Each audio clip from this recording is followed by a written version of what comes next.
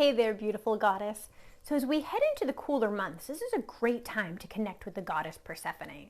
She's the goddess of spring, but she's also the queen of the underworld.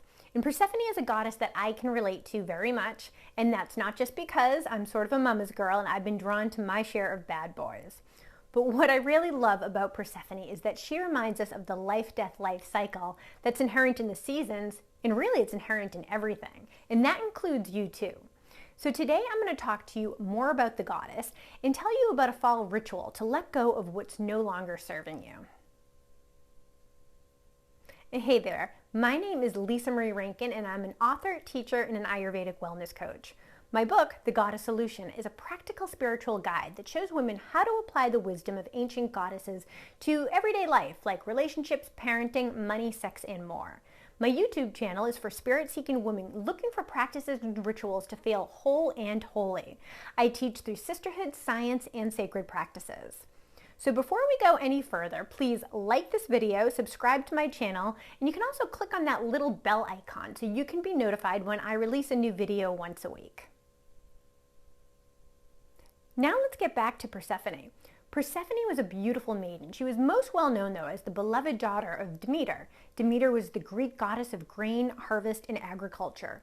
One day, Persephone was picking flowers in a meadow. I imagine her kind of smiling innocently without a care in the world, just picking all of her favorite flowers, when suddenly the earth cracked open.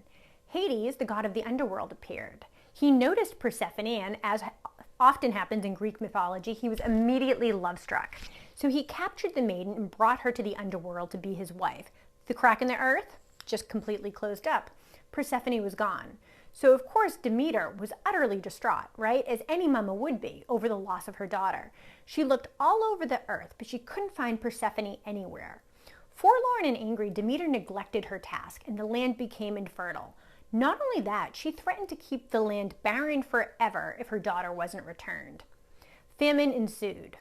Zeus, the god of the sky, who also happened to be Persephone's absentee father, feared that human life would cease to exist. Moreover, he feared that all the sacrifices his human worshippers would offer him would cease to exist.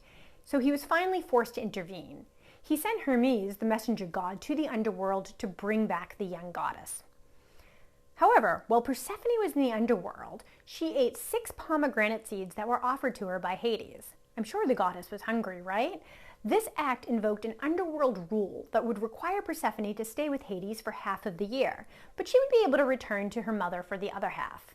Now, some say that Persephone ate the seeds on purpose to stay with her lover.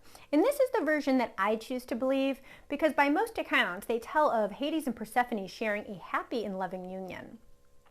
Now, when Persephone returns to her mother, Demeter lights up and the crops and flowers start to bloom. It's spring and summer. But when she goes back to her husband, Demeter becomes depressed again. She starts to neglect her task and she grieves her daughter's absence.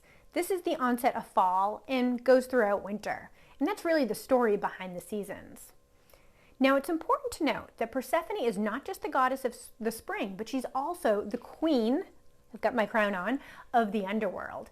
And unlike many gods and goddesses who remain static, Persephone evolved. She evolved from a naive maiden into a powerful and sovereign queen, and she had a lot of authority too.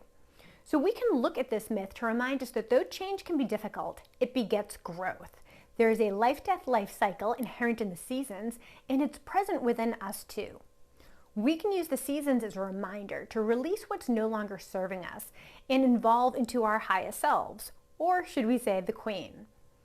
Persephone can guide us through these transitions to remind us to let go of what's keeping us from achieving our full potential. Now that could be something that feels really safe, but it could be keeping you stuck. And while letting go can be challenging, because as humans we often desire to keep things the same, we like that safety and security, it's necessary for our evolution. Our small self or our ego wants everything to remain the same, but our souls want to expand and evolve. Now, if everything stayed the same, Persephone wouldn't have become a sovereign, empowered queen. Now, here's a ritual I want to share to help you connect with the seasons and Persephone. You're going to create a fall altar for Persephone. Now, an altar is a terrific way to infuse your home with sacredness. It also reminds you to pause, to honor the goddess and the cycles of life. Now on your altar, you can place some fallen leaves if you live in an area where leaves fall, some harvest, and of course you can offer the goddess a pomegranate. You can also have 2 candles, one black to represent the underworld and one light to represent the topside world or earth.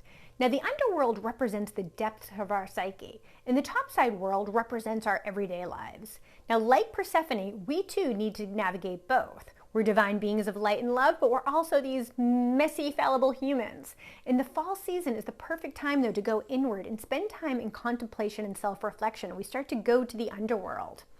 So this fall, take some time to consider what's no longer serving you. This could be relationship, work, or beliefs that you have about yourself. Write them down on a piece of paper, and then once you're finished, you're going to want to burn them in a burn-proof dish, of course. You can sprinkle the ashes on the earth to be mulched. You'll offer them to the goddess. So when the spring comes, you'll have created the space for new relationships, beliefs, or intentions to bloom.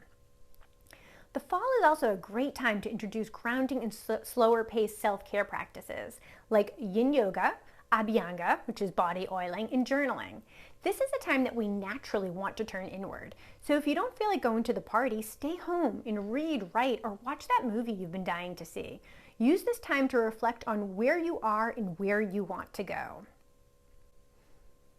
When we live in harmony with the cycles of the seasons, we remember that we're not separate from the earth, but we're an integral part of it. So let me know in the comments below, what are you going to let go of this fall season? And I also wanted to invite you to a special online retreat that I'll be hosting. So if you want to learn more about Persephone, release what's no longer serving you, and honor this sacred time of year, I invite you to join me in a Release and Restore online retreat. The retreat takes place on Sunday, November 13th from 1 to 5 p.m. Eastern Time. I'll offer a grounding yin yoga practice, meditation, Persephone ritual to let go of anything that's no longer serving you, time for self-inquiry, and a talk on Persephone and the importance of honoring the life-death-life cycle so you too can evolve into the queen. The link to register is in the comments below, and I hope to see you there, goddess. Be well.